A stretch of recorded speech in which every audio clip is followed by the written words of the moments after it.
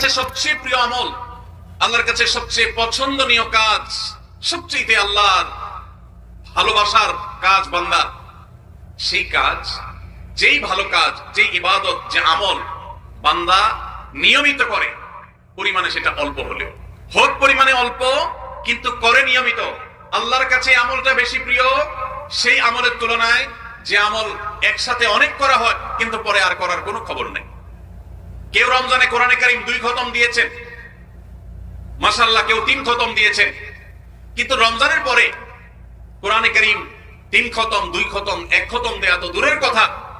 পরবর্তী রমজান পর্যন্ত আর কোরআনটা ছুঁয়ে দেখা হয় না, খুলে পড়া হয় না, তেলাওয়াত করা হয় না, 1 পৃষ্ঠা পড়ার সুযোগ হয় না। তাহলে এই 3 খতম 2 খতমের চাইতে রমজানে কেউ যদি 1 খতম কোরআন দেন অথবা তার চাইতে কমও কোরআন তেলাওয়াত করেন, কিন্তু রমজানের পরে সেই কোরআন দিনে হয়তো 2-5 পারা পড়তে পারেন না,